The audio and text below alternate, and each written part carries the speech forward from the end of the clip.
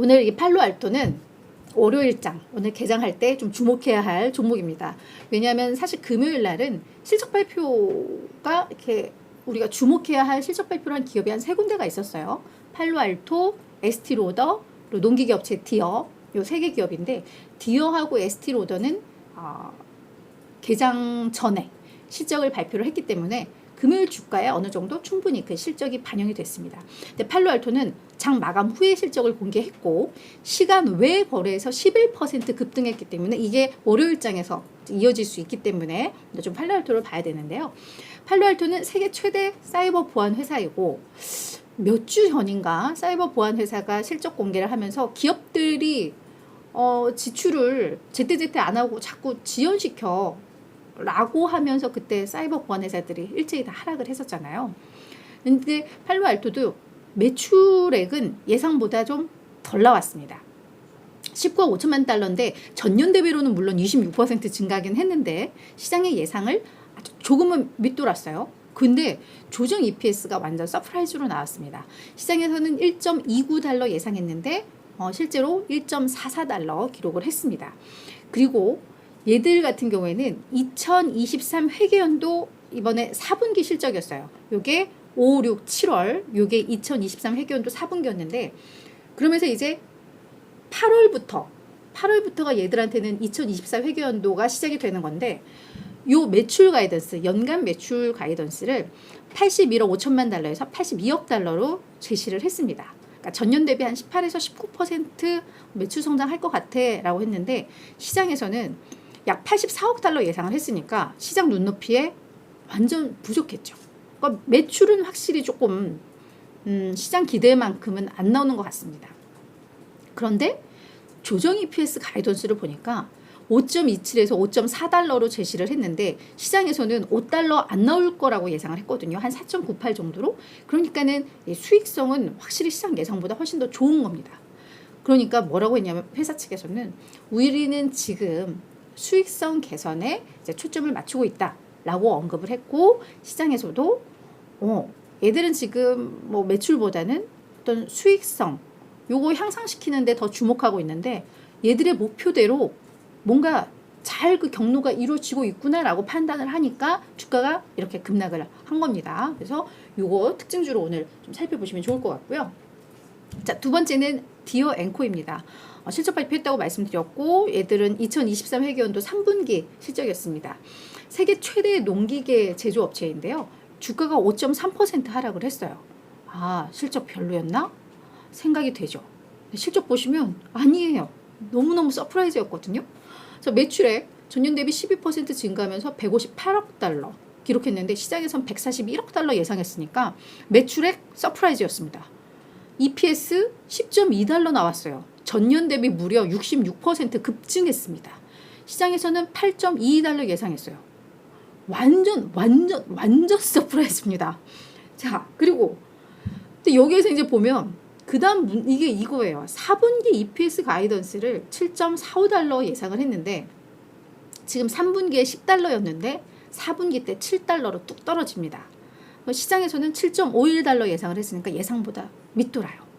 그러니까 뭐냐 시장에서는 3분기 실적이 정점이었나 보다 라고 생각을 하니까 주가가 오히려 하락한 좀 억울한 면이 있어요. 그죠? 하지만 이제 그 정점론 때문에 주가가 하락을 했는데 시장에서 우려하는 바는 그렇다고 합니다. 그동안 이 작물 가격들이 많이 오르면서 그러니까 이제 농기계 교체 수요도 나는 거죠. 현대식 농기계로 바꿔가지고. 근데 이제 작물 가격이 폭락하면 이 농민들의 수입이 줄고 그러면 이 비싼 농기계를 교체할 여력이 없는 거죠. 그러니까 이제 작물 가격도 폭락하니까 농기계의 이런 교체 수요도 감소할 것이다. 지금 이제 작물 가격들이 또 하락하고 있고 그래서 그런 점에 있어서 아무래도 3분기가 최고였나 보다 라는 인식 그게 주가 하락으로 이어졌다. 이렇게 해석을 하시면 될 것 같습니다. 자, 세 번째 에스티로더입니다. 에스티로더도 한 3% 하락하면서 52주 신저가 기록을 했는데요. 에스티로더는 여러분 화장품 회사 다 알고 계실 거예요. 글로벌 종합 화장품 제조 판매사고 그러니까 로레알에 이어서 매출액 기준 세계 2위인가 그래요. 근데 에스티로더는 우리가 늘 걱정했던 게 중국에서의 매출이 꽤 많이 나오는 기업인데 중국이 너무 안 좋잖아요. 그러니까 얘들은 이제 중국에서 좀 발목이 많이 잡혔다. 성장 모멘텀이 조금 꺾였다. 라는 얘기들이 좀 나오고 있죠. 근데 실제로 실적을 봤는데 실적은 생각보다 괜찮았어요. 매출액 전년 대비 1% 증가하면서 36억 달러. 예상보다 잘 나왔어요. 조정 EPS 물론 전년 대비 84%나 급감을 했습니다. 완전 그냥 이익이 그냥 완전 쪼그라든 거예요. 그렇지만 0.07달러 기록을 했는데 시장에서는 오히려 적자 전환 가능성 예상을 했으니까 이것도 그냥 그래도 선방했습니다. 근데 이제 총 마진 부분이 원래는 70인 1%에서 이번에 67.8까지도 총 마진이 좀 떨어진 거. 그러니까 뭔가 수익성이 조금 악화되고 있구나라는 건 예상이 돼요.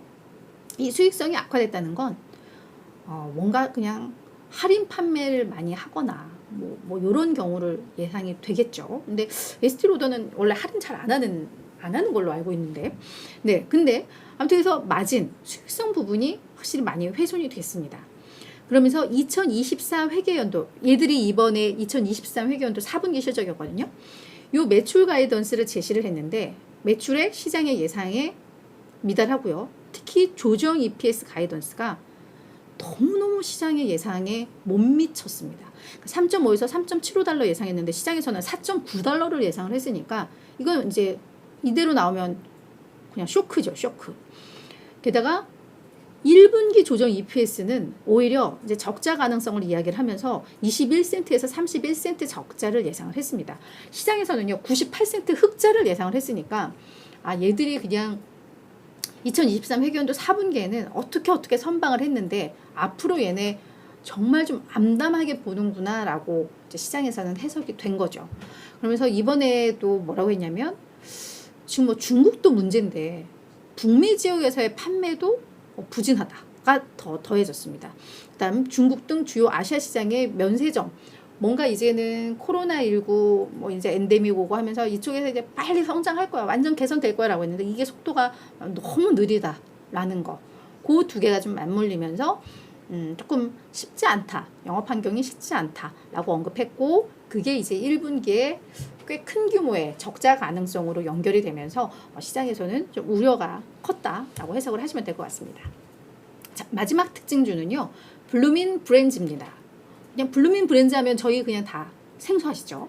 그죠? 근데 요 기업이 일단 9% 급등을 했는데 아웃백 스테이크 한국 거는 블루민에서 운영하지 않는 것 같아요. 한국 거는 아마 BHC인가에서 아마 인수를 한 걸로 알고 있는데 아무튼 세계적으로 이 아웃백 스테이크 요 레스토랑을 운영하는 기업이 블루민 브랜즈입니다. 아웃백뿐만 아니라 카라바스 이탈리안 그릴, 봄피시 그릴, 플레밍스 프라임 스테이크라는 레스토랑 체인들을 운영하는 그런 지주사다라고 이해를 하시면 될 것 같은데 얘가 왜 갑자기 9%나 급등했나 봤더니 행동주의 투자펀드 스타보드 밸류가 블루민 지분 우리 9.9% 보유하고 있어라고 밝힌 거죠. 행동주의 투자자들이 들어오면 기업을 뭔가 개선을 시킵니다. 그렇죠? 그래서 그 기대감인데 특히나 이 스타보드 밸류 같은 경우에는 이전에 다든 레스토랑과 파파존스 여기 지분을 인수한 다음에 얘들을 성공적으로 턴어라운드를 시킨 그런 경험이 있는 요 행동주의 펀드거든요. 그러니까 블루민도 뭔가 변화할 것이고 유의미한 턴어라운드가 나오겠구나라는 기대감이 반영이 된 것으로 해석을 하시면 될 것 같습니다. 그러면서 요 스타보드 밸류가 뭐라고 했냐면 블루민은 우리는 매우 저평가된 기업이라고 판단을 한다. 얘네 조금만 손보면 얘네 재평가 받을 수 있다. 라고 애들이 말을 한 겁니다. 앞으로 블루민에 대해서 어떤 것들을 요구할지는 아직 알려진 건 없어요. 그냥 우리 일단 지분 한 10% 샀어 까지만 알린 건데 그런 기대감들이 많이 반영이 됐고 무엇보다 스타보드는 레스토랑 인수해서 매출 많이 높이고 그러면서 주가 많이 올렸던 경험이 있기 때문에 블루민도 그중 하나가 되지 않을까라는 기대감 반영됐다. 이렇게 이해를 하시면 될 것 같습니다. A, B, C, D. 네, 지금 좀 A, B, C, D 두 번 써주신 우리 독자님도 들어와 주셨네요. 그래서 월요일 아침부터 수고 많으십니다. 늘 감사드려요. 라고 얘기해 주셨는데요. 이렇게 와주시고 여러분들의 귀한 시간 내주셔서 저희는 더 감사드립니다. 처음에 이걸 어떻게 읽을까 봤더니 A, B, C, D라고요. 아주 센스 있으십니다.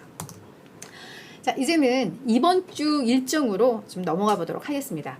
이번 주에는 주택 경기를 알 수 있는 그런 지표들, 실적 발표들이 좀 많이 모여 있습니다. 월요일에는 좀 공백이에요. 뭔가 좀 재미가 없고요. 화요일 날 7월 기존 주택 판매 요 지표가 발표되고, 로우스 얘도 주택 리모델링 인테리어 용품 판매 기업이거든요. 홈디포가 시장 점유율 1위고 로우스가 2위입니다. 그래서 요 기업도 실적 발표하니까 뭔가 주택 상황을 알 수 있는 경제 지표 실적 발표 나올 거고요.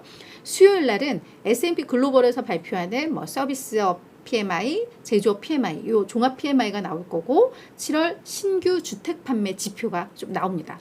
근데 이제 요것보다 시장에서 주목하는 건 수요일 날 엔비디아의 실적이 나온다는 거.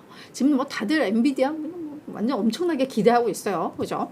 그래서 엔비디아 실적 발표 앞두고 지난주에 막 월가에서 목표가 높이고 막 했었는데, 시장의 눈높이가 너무 높아졌다는 거, 기대감이 높아졌다는 게 오히려 부담 요인이긴 한데, 이를 넘어설 수 있을지, 요게 이제 관건일 것 같습니다. 기대감이 크면 실망도 큰 법인데, 좀 기대 반 우려 반이에요. 엔비디아는 정말. 근데 뭐 우리가 기대했던 것보다 더 서프라이즈하게 나오면, 근데 뭔가 증시도 이제 뭔가 바뀔 수가 있죠. 확실히. 그죠? 그래서 23일 날이 정말 중요할 것 같고요. 24일 날 요때부터 이제 잭슨홀 심포지엄이 열립니다. 이게 이제 캔자스 연방은행에서 주최를 하는 거고, 와이오밍 주의 한 휴양 도시에서 열립니다. 그래서 여기서 이제 통화 정책 방향을 우리가 또 알 수 있을 텐데, 요때 이제 시작을 해요. 그리고 근데 이제 요 목요일 날보다는 금요일 날 여기에서 제롬 파월 연준 의장이 연설을 하니까 이날은 그냥 시작한다 정도 의미를 가지시면 될 것 같고요. 그리고 요날 7월 내구재 주문, 신규 실업수당 청구 건수 발표 나오고, 실적 발표는 인투이트, 달러트리, 울타뷰티 뭐 요런 기업들 실적 발표할 겁니다. 인투이트는 또 기업용 소프트웨어 기업이니까 기업들의 IT 지출 그런 내용들을 좀 알 수 있을 거고요. 달러트리, 울타뷰티는 아무래도 이 소비 경기를 알 수 있는 그런 기업들입니다. 그다음 금요일 날 미시간대 소비자 기대 지수와 함께 기대 인플레이션 나오니까 이때 경제에 대한 일반 개인들의 어떤 전망치 이런 거 알 수 있고, 기대 인플레이션 알 수 있고, 요날 이제 제롬 파월 연준 의장의 연설 있으니까 요 수요일과 금요일이 진짜 이번 주에는 가장 중요하다. 이렇게 좀 이해를 하시면 될 것 같아요.